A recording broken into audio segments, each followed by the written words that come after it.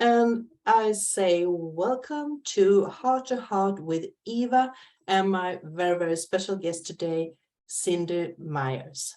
Welcome, Cindy. Oh, thank you very much for having me. This is going to be very fun and very exciting to be with you today. Well, I'm glad you think that way or feel that way because I'm so curious about everything that you do and how it led up to where you are at this moment. And I do know about you, and I just want to tell the listener here that I were on a webinar with you, both with the animal, my dog, and a healing webinar that you had. And they were so amazing to attend. And especially the healing seminary or webinar that you had was such a blessing to be in, that was so powerful. So I want to go there a bit later. But to begin with, who is Cindy? Good question. I'm always asking that myself. But yeah, I get asked that a lot of how I came to do what I'm doing now. And it wasn't a straight path at all. It was quite circuitous, and a lot of other things happened before I even realized that I was intuitive. I do now, looking back now, we always have good 2020 hindsight when we can look, and now seeing how I was as a child, it makes sense that I was very empathic. So I can call myself an empath, in that because I feel things in my body. I feel both emotions and I feel physical things. So if somebody has a backache or a neck ache or whatever might be going on, I quite often will feel that in my body, not only in sessions, but just walking around. So that was partly why I had to start studying it, because in my 30s, I started noticing that when somebody would come into my office, and I was working as an engineer at the time, that if they had a headache, I suddenly had a headache. And then when they left, the headache went away. And, backache, and somebody came in with a backache. And as soon as they walked away, my backache left. So I went, this is a little unnerving, because I don't want to pick up everybody's aches and pains and illnesses in my body. And also, but I also thought at the same time, wouldn't it be kind of cool if I could learn enough about it that I could help others? Maybe there's a way of using it to be a benefit. And I had no idea how to even go about that. So I started to look for help in very quiet ways, in books and readings, an occasional meeting with somebody. But I was working for the United States Navy at the time with a clearance, a secret clearance, and I didn't want to lose my clearance. So I had to be very careful who I talked to about these strange happenings. Yeah, I can imagine that. And then I decided to go on for a master's degree in counseling.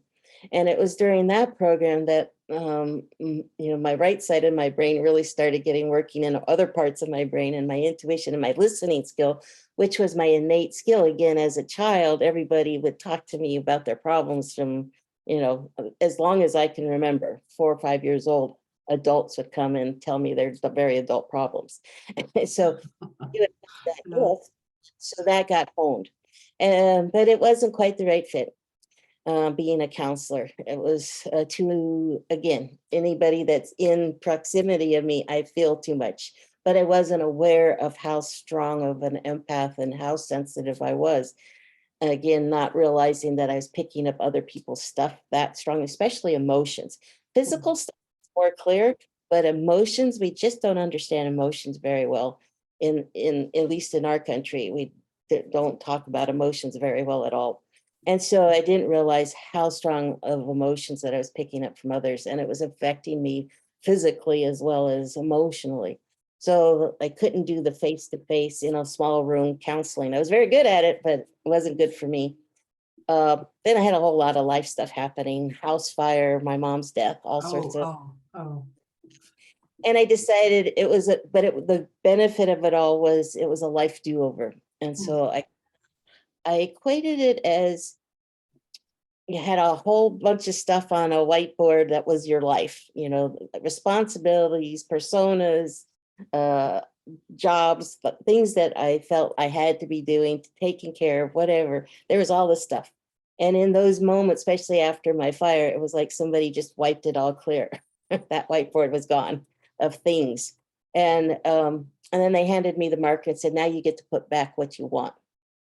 And that's the intention and the philosophy that I went through in rebuilding not only my home, but my life. And I was like, you know what? I don't want to work another 20 years. It's at a job I don't really care for, that doesn't know the feeling. have a passion for me. It just feels like I'm collecting a really nice paycheck, but it doesn't give me any purpose, a sense of purpose or meaning. And I want something of more benefit that I should be of use in this life, not just existing. And so I really went deep into myself, and that's when I discovered alpacas, and I fell in love with them, and I decided to have my own farm up in Oregon. And I learned all I could before, because I'd never had an animal of that nature. I had a farm or even really been on a farm. But so I had to learn some skills before I felt confident in having my own farm. But after 3 years, I found my place and moved up with a small herd of animals, 13, and 3 dogs. And the rest is kind of history. Although the intuitive business came later. It was about several years into the alpaca business. And I went, I need another income stream and not that. And I don't want to go back to a day job. And everybody was now my intuitive skills were really growing and building. And people were asking, my friends were asking me to help them with their animals a lot and themselves. And so I was clearing trapped emotions and trapped energy and doing all sorts of stuff. And I decided, and everybody was going, you should take money for this. And maybe that's my alternative income stream. Why not? Let's give it a try. And so I put Did you discover your intuitive communication with the animals by working with your alpacas? Yeah, they were the best teachers. And I actually really got, for the first 3 years that I bought alpacas, and I boarded them on a big farm in Southern California. And that was my training ground of learning how to take care of them, not only physically take care of them, but that is also my training ground in communicating and doing energy work, because alpacas are so intuitive. They put out an amazing energy about them. And so they were very good about letting me practice on them. And at the farm that I boarded at, they had at their height, before I moved, they had 400 alpacas. Oh, And so I had a lot, and they welcomed me. They allowed me to go work on whoever I wanted and encouraged me to do so. Because after a while, my first book that I wrote, my memoir, is called Alpacas Don't Do That, because the running joke on the farm was, when I said I was going to go experiment and try something with the alpacas intuitively or training wise, they said, oh, alpacas don't do that. And I'd go out, and yes, they did. Because I would ask permission intuitively with them. I have this energy about them. They trusted me. And so they would do things for me that they wouldn't let anybody else. So they were not ever seeing these sort of things happening with alpacas before. that sounds amazing. I go, oh. And so that's how I got my title for my first book. And but yes, they were my teachers, and now I teach with them, and that's what I actually use them now for my business, is for teaching purposes on how to communicate. And I honed my skills a lot with them. They've been just the best teachers. I prefer teaching with them than I do with the other species, although I will teach with the other species. But I tell people all the time that if you really want to learn, especially the basics when you're first starting, learn on an alpaca, because they just make it really clear. Their energy is so pure and beautiful and strong. So it's easier for you to read them than if you're trying to communicate for the first time with a dog or a cat, you have to unlearn too many things because you have built-in biases and projections on your animals of what you Mm, think. mm, Whereas the alpaca, you have none of that. And it's just really clear that you have connected. There's just a very different vibe, energy about them. So I love teaching with them. So I use my herd now to teach intuitive communications with those who want to learn for themselves how to do what I do. And so I coach a lot of people doing that, which is a lot of fun. And so that's kind of a long story of how I got into where I am now. Is it's I like to share that with people because a lot of people don't know exactly what they want to be when they grow up. And to me, that's part of my purpose as well, is because I understand that struggle of feeling lost and not sure what your purpose in this world is. And a lot of that is just because of these blocked, trapped emotions and things that we've been trained about to learn about ourselves. And we're so afraid to be vulnerable about learning to be our more authentic self. But mm, when we on those that guard and start exploring who we truly were meant to be, what our sacred contract is in being in this world and at this time, that it really, it just is amazing. One last story, right after my house fire, I, it was just very devastating. And I was ready to give up. I just thought, nothing in this world was, my happiness, my purpose just was not meant to be discovered. But I had one little self-talk. I went for a walk and I got to a point and I just said, okay, tell you what, talking to my guides, and I said, you know what? Uh, I'll give it one more try. I'm going to go in and do the hard work of trying to understand what the heck is going on and grow from this. But whatever is on the other side better be really, really good. I set that intention, but not knowing exactly, I didn't know anything about alpacas. I didn't know anything about this life that I am doing right now. I had no conception of it. And so when I get people asking me now, oh, are you living the life you dreamt of? And I went, heck no. Heck no, I exceeded that a long time ago because I opened up that door that day, that moment. I can tell you where I was even standing in that moment where I set that intention of going, okay, I'm going to try and figure out what my life purpose is. And I'm going to give it my best shot. I'm going to do everything I can to figure that out. And when I set that intention of whatever it better be really, really good, they provided. It's been really hard, but yeah. it's been rewarding thing I've ever could have imagined a million years. So, and everything else that grows out of it is just even more cherries on top, as I've already exceeded my wildest dreams. Yeah. So you started out with people doing sessions in therapy, and then you moved over to animals, and now you are kind of combining those two. Yep. It's really the same skill sets. And actually, whenever I experiment and expand and grow to new areas, I usually start with animals because you feel safer with animals when you're feeling vulnerable. And I think that's why I like to teach people how to begin learning about themselves through animal communication. You're really learning about yourself. You're wanting to connect more deeply with your animal, but what Mm, you're doing is starting to learn more about your authentic self, your intuition. You're learning about yourself in a very different way. And you have and to connect that deeply, you got to let go of your guard. But your animals don't give a rip about your personas. uh, They trust and they listen to your most authentic self, and they will respond more when they know when you're not authentic, when you're being insincere. They know it and they'll just walk away. But when you're being your true self, your more vulnerable self, they respond and they will meet you and they will give you so much. And so then you get to practice on somebody that you just don't worry about. As with a human, you're way more vulnerable. What are they going to think? What are they going to think about me? Right? With animals, they don't think anything about you. Oh, you're a nice person. You yeah. just Yeah. nice energy back. So they're just a really, you get to, they're a safe practicing ground to be your most authentic self. And so that's why it's a little sneaky maybe in teaching animal communication, because it's so much more than just teaching them how to say hello to an animal and listen to what they're saying in response. You're really learning about yourself.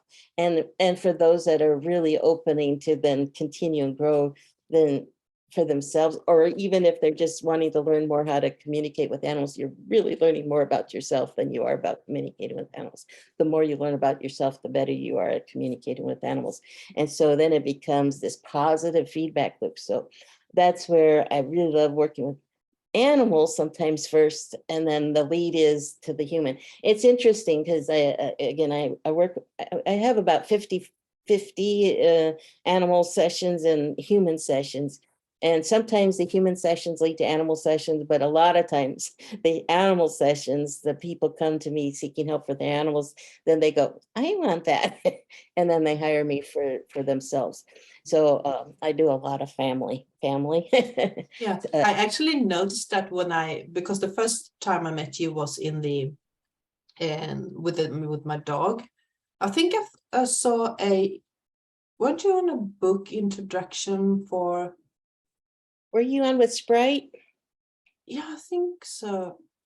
in No, I Ecuador? can't remember, but yeah, well, I went on one of your webinars with animals, and I sent you a picture of my dog, and when I was sitting there and watching and listening into how you worked, and how you talked to the people, the owners, I kind of noticed that you were feeling the dog, but you also were waving in the owner, in the you picked up a lot of in your physical body, and that were expressed through the animal. So I kind of knew that you were feeling and picking up emotions in your physical body, and knowing how the people you are talking with are feeling, etc. So then,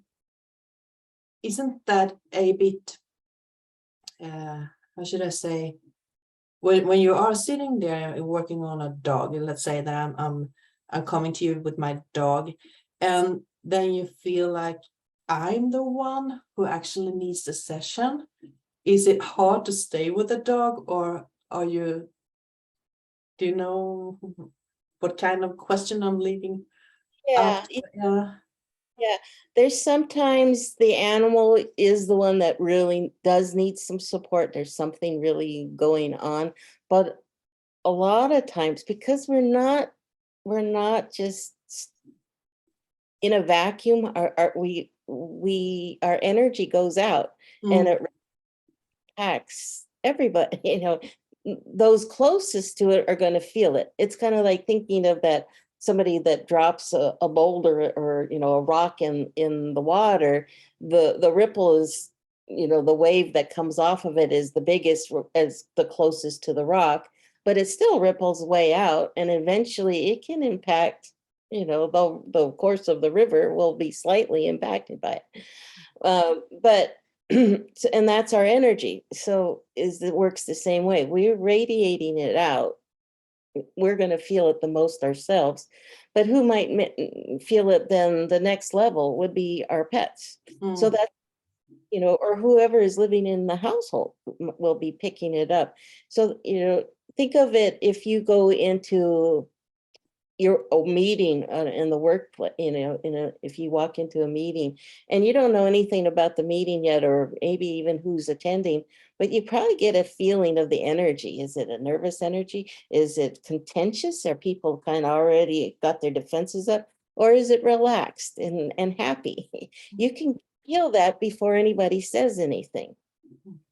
Feel that energy just by the energy that people are putting out. So your pets are picking that energy up from you. So you quite often share trapped emotions, because one, they're either absorbing it, or we just attract animals that are very much like us. So if we ourselves are very anxious, our pets can be, we tend to draw really anxious animals. Now, other times though, to continue answering your question, I've had with an animal, and then they say, and I've cleared some stuff, and then they'll tell me, but can you clear it in my mom too, or my dad? They have some problem, can you help my mom? Can you help my dad? They have some issues. And I will communicate that to the person. And it does get a little interesting. I'm trying to feel the person, and I may try to educate them that, you may have some need for trapped emotions too, and coaching, because sometimes when we're not conscious of our energy, we're really spilling it out a lot, and we can unconsciously, it's not intentional, but we may dump our stuff onto our pets a little too strongly and use them as a sponge, and then they don't feel good, and then they can develop health issues. So, it's one thing and I coach people on how you can still use your pets without, if they want to help us, without just dumping our stuff on them. So there's techniques we can use that still uses our pets to our benefit without making them sick. And I've been guilty of that myself. I had a dog, an Australian Shepherd, that was my sponge at times, but he would get really sick when I wasn't conscious of what I was doing, when I was so extremely anxious. So I would communicate to him. I go, no, I don't need you to be a sponge. I'm I can take care of me. I just need you to be cute and loving and let me pet on you.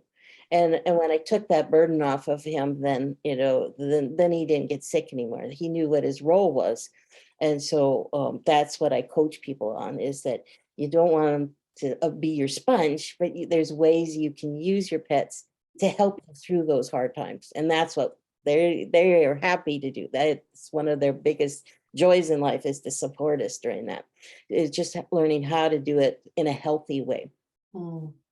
I think I'm quite guilty of that too. I'm probably using my animals as a sponge too.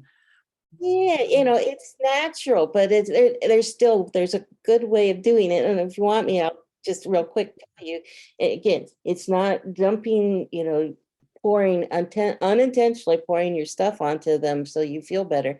What you use them for is to just spend time with them, take a few deep breaths, love on them, because higher frequency of love, joy, gratitude, any of those emotions are super high frequency.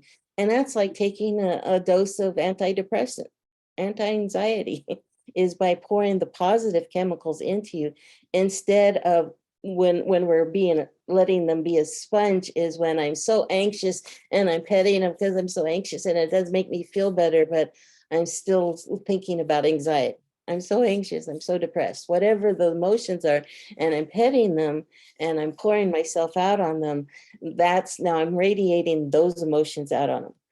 The difference again is now, okay, I wake up, I'm anxious, I still deal with anxiety and different things, emotions myself. I feel that, I take a few deep breaths and I call especially my Australian Shepherd, who's very tuned into me, and call him over to me, come here, Bailey. And then I go, God, I love you. Thank you so much.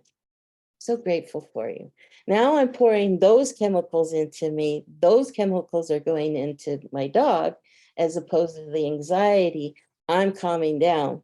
So I'm actually healing the anxiety in me, and he's not absorbing the anxiety, because now I'm sending out gratitude and love versus the anxiety and depression that woke me up or startled me in the beginning, that I got triggered on. It's being self-aware then of those emotions instead of being unconscious. So that's where I work very closely with people, is to help them be conscious of it, so they're not a victim and being run by, I call it their lizard brain, which is their fight or flight response system. And that drives our decision making all the time. We're just not conscious of it because it sounds like our normal our normal brain talking to us, but it isn't. When we're in a triggered state, it's really that little part in our brain that's our fight or flight response system, which I call the lizard brain. Yeah.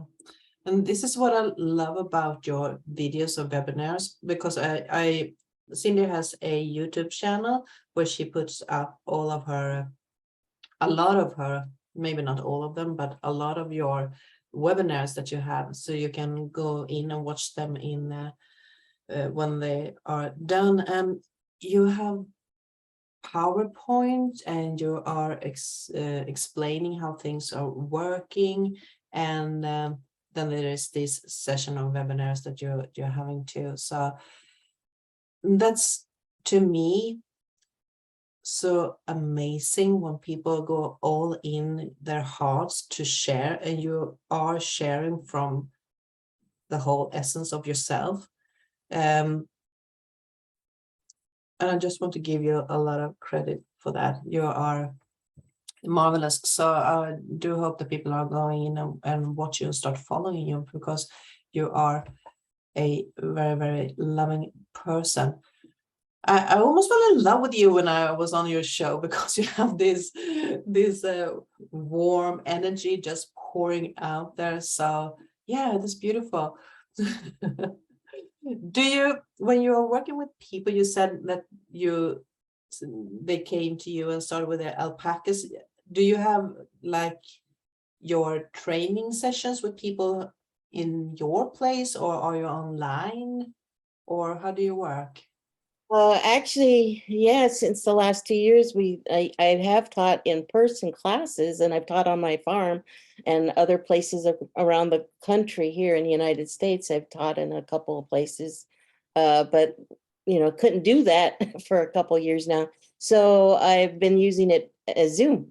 I have a semi-private. I like working with a couple people, not just one-on-one. I find that the students learn better if they have another student to work with, Yeah. even not working on each other necessary, but they're learning from each other.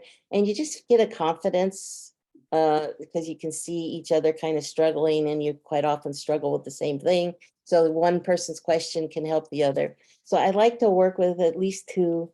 And then I have some other class set up with somebody else now that she's organizing that we do with about a half a dozen. And so I'm teaching an introductory class all on Zoom. And then we use my animals. So you learn at a distance, which is really powerful. And again, I think it's actually a benefit now. I'm seeing the positive sides of it a lot. There's some downsides, but the positive piece is it's helping people with their projections of what they think they should be hearing or learning. And so you kind of let go of that because you're at a distance and you're just looking at a photograph. So you have no idea. So when you're reading one of my alpacas and I just say, okay, what's your first hit? Just think of whatever you're connecting with. And and something comes out of their mouth and they say, well, I think something, I felt this, or I heard this, or something like that. And I go, yeah, that's right. That sounds just like my animal.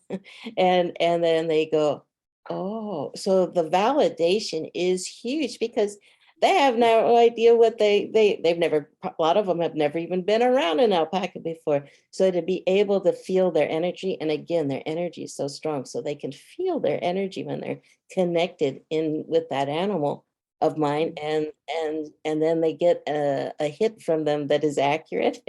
Then their I believe button, their self-confidence just really grows very quickly. And so I find that there's really some good benefit out of using Zoom. Well, I like Zoom too, because you can connect over distance. So it's very useful tool, even though it's on internet. You're also working on, I'm just going to open up the your web page. Your energy healer is your name, energy healer intuitive. And let's see, you also have a podcast, and your service are animal service and human service. And I have pulled up the page for human service, because you have a both coaching package and starter package. So I do find this coaching package very preferable when we are working with people, because you are always following up. So would you like to talk a bit about those kind of service that you have? Sure. The coaching one is for people that are really serious about wanting to grow their own intuition, or they're having a more serious chronic health issue sometimes, and they just need my guides to come in, and we need to go very, very deep into their, beyond their, even their cognitive brain, and access their guides, their intuition, all, and we work together. So there's a couple different reasons for that coaching package. One is some people use me because they have some serious health issues, or and they need long-term and longer time period support than just me clearing a few trapped emotions. We need to go deeper. I put myself into a trance myself, get my guides in, kind of like the healing circle. I don't know if you've been in the healing circle, only it's one-on-one. So it's really deep healing. So that's one way of using it. And then the other way is when people are wanting to grow their authentic self and don't know how to get started. And so then I coach them. We work on their intuition.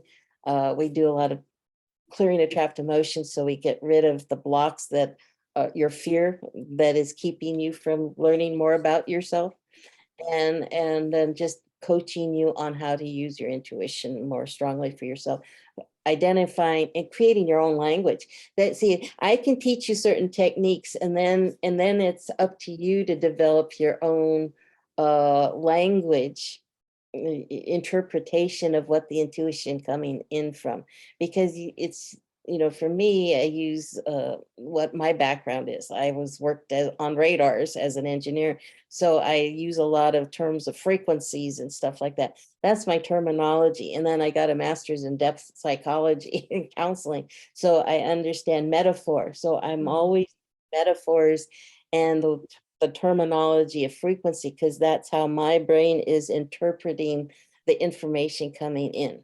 So when intuition comes in, when your guides come in with information, it's not necessarily in a nice, they don't usually come in and go, hello, Ava, this is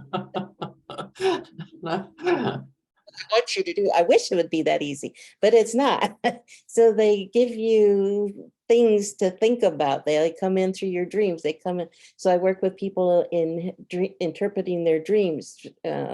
We have different tools. I bring in different tools and give them exercises if they want to go that route, and how to access their subconscious, and then interpreting what their subconscious is guiding them in learning more about themselves.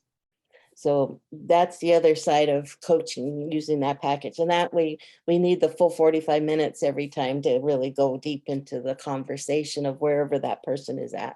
Yeah. And then the starter package is for people, just like it says, for that may have never used me before. And I use it for both themselves or their animals. So I can get a history of what the heck's going on with them. I can start feeling their energy, because the first time I work with you, it's like an introduction. I can feel stuff, but I may not know. You still have guards up, maybe defenses. I may not get a full picture of everything that's going on off of one session. So we do get a full 45 minutes where we get to know each other, not just by your words, but I'm feeling what's going on in your body. I'm listening with all my senses to what's going on in that 45 minutes. And I clear your trapped emotions and rebalance you. And I give you some tips and tools and all that in that 45 minutes. So it's a nice introductory thing. You've been on the webinars. It's just taking that webinar and really tailoring it to what your needs are. And then you get a follow-up of a 15-minute session that we use, and it really depends on what the issue is and what's going on with you. But for 15-minute, you get a 15-minute, and that's really, really powerful and important 15 minutes. I found that when I worked with people just doing a 45-minute single session, they would go wait until all the issues came back, and then they go, well, I guess I better call again. And we'd go back to square one. Yeah. But 15-minute follow-up, now that's part of your package. You don't want to waste it, so you're more likely to use it, and I try and guide you when to use it. And that we just do a whole bunch of clearing. I kind of check in, and it's really valuable. Now because I just worked with you for the 45 minutes and that 15 minutes, I can assess where are we at now by what you tell me how you done. I can tell, I get a whole bunch of information on exactly where we're at with whatever issue was going on with you. And I can guide you even more fully after we do some more clearing and rebalancing. I can guide you on, do we need to repeat the starter pork package? You need more 45 minutes, or you know what, we just need to do a whole bunch of real quick clearings and get you going here. So it just is really important to use that 15 minutes. And to me, that's like your booster to healing, your booster to really learning more about yourself. Whatever is going on with you or your pet, that 15 minutes is really, really important. I got a memory when you were talking about the get to know the person that you are going to work with. And I think it's a good point that you're saying that you are teaching techniques and it's up to the student or me, if I'm searching help, to practice, to learn how to practice, because it's techniques. So I think that is a very good point.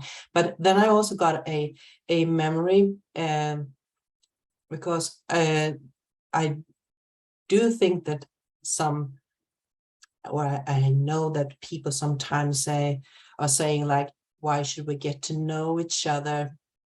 Because if I'm going somewhere, you probably already know. But the thing that I paid attention to when I was in the animal webinar, and that was quite amazing. So I do understand why we need to have this to get to know each other, to track down. That was that you were following this, I think it was a cat or maybe a dog. There were so many animals there, but you were following it, and it was not only the animal, it was the owner. And then you start to get information about a previous animal that she had, the lady that had this dog. Yeah, a dog. And a previous dog appeared in the session, and it triggered a lot of other memories within the current dog, and or events in the current dog and in the owner. So I guess it's a long way to sort everything out, because you are very intuitive, so you are getting so much information. And that is so interesting also, to be an observer, to learn more about what is it that affects me in this life, because obviously we are affected in so many ways, or affected. So it's good to get those get to know conversations, to have this starter, so we can sort out where we need to start to work with our treatments of ourselves, if I can say so. So yeah. Yeah, when if you work with me, my email, I've been encouraged to change my email to match my domain name of my website, Your Energy Healer. But my original website was beananimallistener.com, and I changed it to Your Energy Healer because people just assumed I was working with only animals with that. Mm. Mm. But I have not given up my email. I haven't changed my email. So my email is cindy@beananimallistener.com, because to me, that was so important. That is like my life purpose, is to be a better listener, especially for animals, but even within ourselves, because I just consider ourselves two-leggers. I see us as no different as an animal as in importance. So we're all animals in that regards, but that's my personal philosophy.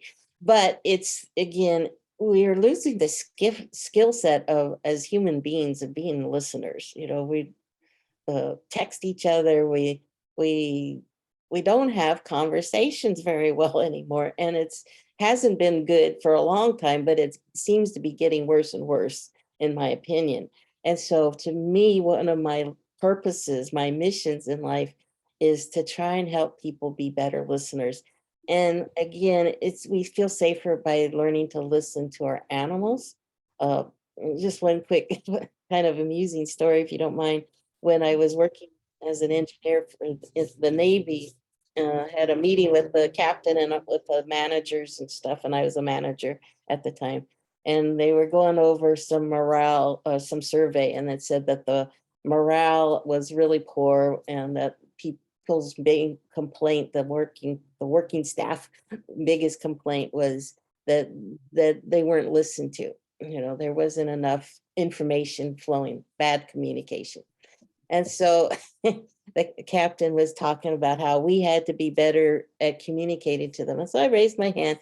And again, I hadn't fully developed my intuitive skills, but I knew enough about listening to that going or communicating that it contains two things. It's our talking piece, which, yeah, we can always do better about saying what we mean better. But I said, but it's also listening. And before I could elaborate and define what I meant by listening, he slammed his hand on the table, the captain does, and he says, "You're right. So when you're talking to your people, make sure they're listening to you." And I just went, "That's not bad." But he was the captain, and I didn't want to say anything because I didn't want to get fired or anything. So, but Well, he opened up to another possibility, but yeah. I was afraid I was going to laugh. So so I had to work really hard to keep my poker face on. but so much, especially when we're working with animals, some of the people want, when I ask them what their goal is in learning how to communicate with animals, it's actually pretty good that they want to actually hear what their animals are saying. But occasionally they go, "I want my animal to listen to me when I'm telling them something." I go, "Well, then this is the wrong class, because you're going to learn how to listen to them before you can communicate to them what you need. But I will coach you on how to ask them for things a certain way," which is important too. But it's really learning to listen. And so that's one of my purposes in life, is to help you all learn how to listen, not only to each other better, but to yourself. And that's where the intuition comes into play. You have to slow down. We're so busy, rush, rush, rush in this world. And how are you supposed to learn how to listen to your intuition if you don't take a moment and breathe and hear what they're saying and then interpret it? Because it's one thing. I have somebody I know that is very intuitive, and her guides like to connect with her regularly, and they leave a penny or something like that for her to find. And she goes, "Oh, good, I got a penny," or whatever. And isn't that nice? Or another, she sees hearts all over the place, and she, "Oh, so my guides are giving me a wink." And I'm going, and then she gets going. I'm going, "Stop when they do that. They're trying to tell you something. When was the last time that you stopped and actually then asked them, is there something I'm supposed to do?" And the answer was, "Oh, I was supposed to do that." They put a lot of energy. It takes a lot of energy to send you a signal from the other side. So, to set that up. So for us just to say, "Oh, that's cool," and then keep going, it's like, oh, they're very patient with us, and they'll keep trying. But at some point, it would be really good if we just stop and then listen, because they might give you another nugget of information that will actually guide you to doing something that's important for you or for somebody else. It may not just be about you. It might be to help somebody else, but they are setting up these little signals for you. And it's important to listen to them and not just note, "Oh, that's a sign." Yeah, okay. So what are you going to do with it? So important to do that. Yeah. I felt almost that I got a bad conscience that I not always listening myself. But yeah, I totally agree with you. And I do know that we need to slow down and we need to listen in and just breathe to be able to access the information that is coming. And still sometimes it's just like, well, there's no one here, it's empty, bye bye, I'm out from the meditation. So yeah, Yeah, I'm gonna take that as a hint from the other realms to slow down, listen in. occasionally listen to what they're saying. You know, guilty of it too. I had just recently, I kept seeing classic cars driving away, and every time I have a dear friend that she and her husband used to refurbish these really beautiful old classic cars. And so when I saw, whenever I see a beautifully refurbished classic cars, I think of them, right? So this one day I was out and about and I saw three of these gorgeous cars. I live in a small community, so for me to see three separate gorgeous cars, it's like, ooh, I should probably connect with this friend. And of course, as soon as I got home, it was gone. The thought hint that I should do it, but then it was, I didn't act on it. Had to go out on another errand and I saw three more. And I went, okay, I got the message. You got the message. Yeah. I got it. And so I did. This time I remembered and I reached out and I contacted my friend and I found out that, yeah, she was having a doozy of a horrible thing going on. And so she needed that support. And so the classic cars weren't just for me to do something for me, it was to be supportive of my friend. And so it was that close connection. And that made me, oh, thank goodness I listened, because I wanted to be a good friend. So if when we take the time, and again, they were patient with me and they said, yeah, okay, she kind of got it, but then she didn't do anything. We need her to do something. So, okay, we're going to do this again. You're going out. We're going to do this again. But look at the effort that they went through to make sure that I got the message. Because again, Pretty I live in a amazing. community to see not now 3 cars, but 6 of them. Yeah, and what's the odds to actually see those three cars again? To see it once in a small community, that's pretty much. I live in a small community too, so when the cars that are extravaganza are driving by, you're noticing them. But to see a couple of cars, then is something definitely in the attention field that the guides want to point out. So yeah, well, there are signs everywhere if you are just looking at it. So Mhm. and I just want to address that you do have this homepage where we can read about the different group healing circles, animals, emotion webinar, and intuitive listening webinars that you have. And to be able to access them, you have to be to subscribe. So that is from your homepage that you are subscribing, right? Right, or you just register if you go to the events page and you register for any of the webinars or healing circle. You don't even have to attend it, but if you register, then you get on my list. But I don't, I'm very respectful of people's privacy or, spamming people. I don't like to get spammed, so I don't spam other people. That you have to agree to receive my emails. And then, so if you sign up, then you get on my email list and then you find out when the next thing is coming up. Uh, just find it on the webinar. So once you sign up, then you get the link to Zoom and all that. But will be on my list to hear about whatever else is going on. And you have an upcoming event today. Tonight, Yeah. my 6 o'clock Pacific time in West Coast of the United States. So it's in the wee hours for you, I know, but yeah. And this one is the animal and emotions webinar. So it's kind of like the one you came on where people can see photographs of their pets, and we give a little talk about whatever the topic is. And then I do demos, so where I tap in and communicate with your animal and release some trapped emotions, whatever they might need. Communicate their person. And then right after, I've been doing a healing circle that's for humans, mostly humans. So people that want to stay on after the webinar is over. I do record the webinar. I don't record my healing circles, but I record the webinar. So if people can't come on, like, it's 3 a.m, but you have a topic that you're interested in, I do record them. And then I do put them up on YouTube, and I'll email people who have signed up for them. If you can't come on or you have to leave early, I send everybody on the list the recording of the webinar. And you also have a Facebook page. I do. I have a couple of them actually. I have the Your Energy Healer Facebook business page. And then I have a private group that people can join as well.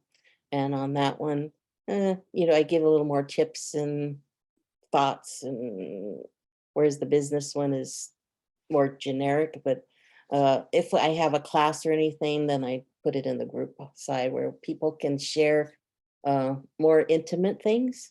So it's a uh, closed group. Closed group. So you have to request to come on that one. That's a Your Energy Healer closed Facebook group.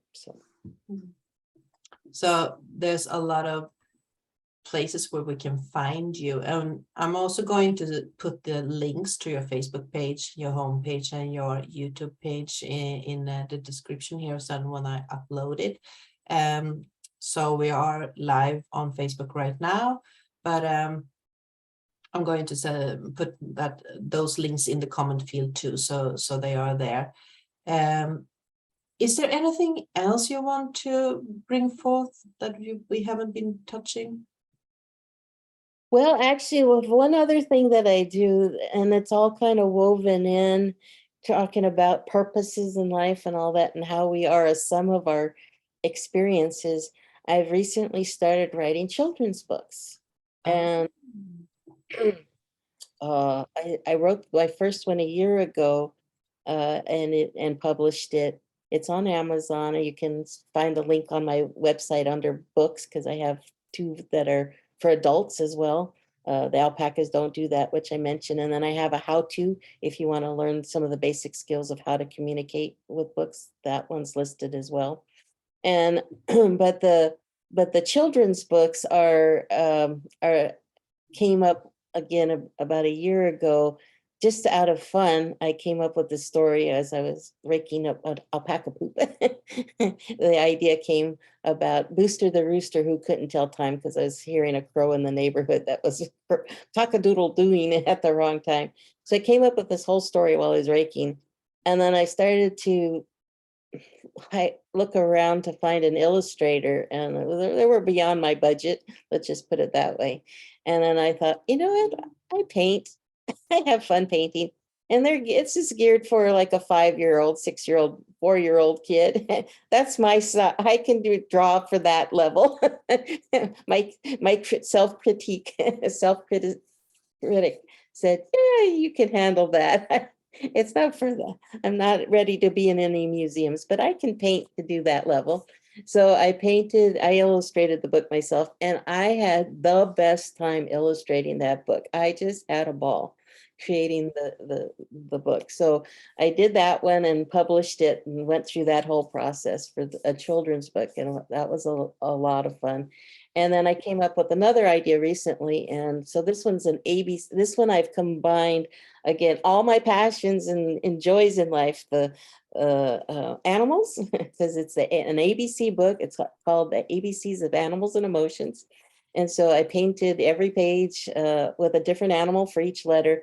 Plus, I added an emotion for each letter. So it's starting to teach kids about emotions, which again, that's my purpose in life, is to help people understand emotions. And what better way to help people is to get them before they get all messed up about, oh, emotions are too scary to understand. And we That's don't the talk. best way. So and then adults have to read it to them. So maybe we can help teach adults how to deal with emotions better. And also just helps kids that might be struggling with emotions. It provides people a tool on how to talk about emotions with their kids. So, and it's a fun book, a fun little book on how to do that. So that's coming out any day. I'm waiting for my proof copy right now. And as soon as if that looks good to go, that will go live on Amazon as well. So but all of that will be on how to find my books is I have a books page on my website, and you can see that, and it links you all to Amazon because I'm selling them all off of Amazon. That's So so great. Wow. I did know that you had done this book. I heard about it, the alpaca, before, but I didn't know that you had two books for adult, and I didn't know that you had a children's book either. So that's It's great. under books. It's one of the tabs up there, and you can Uh, see books that I have going right now, and I'm in the process right now of writing, and this has been a several year long project, a children's book that's older, for older kids, about sixth, seventh, fifth to seventh grade age, probably, a chapter book. And so that's been a much bigger process because it's about 300 pages right now. And so I'm in the editing process. I'm in the third phase of editing the book again. So hopefully my goal is to get that one pulled together maybe sometime this year. Uh, I don't know. It has a life of its own. Sometimes it has to go dormant for a while, but I am determined to get that one done. So that's another. So I guess you need to be determined to do that, because I so admire people who are writing books just to be, taking the time out and write and follow through the whole thing. I've been starting writing a book for a couple of years now, and I'm still on the first two pages. So yeah, I'm not in a discipline. the thing we could talk about sometime is because I have a lot of people that say the same thing. I've got a book and I'm trying to start it, or I've started it, but I don't know what to do. And I go, we should have a book group, that helps us, that we can lead people through their own lizard brain and what blocks them and helps them keep going and share things, ideas, resources back and forth of what helps you keep going. And you have I know for my children's book, I sent photos of all my paintings to one of my sisters. And I also posted them on Facebook. So it was kind of not only validation, is like, what do you think of this one? But also it kind of keeps you going. It's motivating. So you get some positive feedback or even some criticism going, I think something is off on this one. Okay, you're right. I see it. I'm not sure what to do to fix it, but whatever. But it kept me going. I did a painting almost every single day for these books. So I would, I want to get it done. I want to get it done instead of just saying, oh, I want to write a book. Yeah, okay, but you have to do something with it. Kind of goes back to that intuition. So when it's a muscle that we have to work and fit it into your time. And a lot of times, like, I only have 10, 15 minutes. Okay, well, I can sketch it out. I can sketch out the drawing. I can do this one piece of the painting. I can do the background in 15 minutes. So it didn't have to be the whole thing.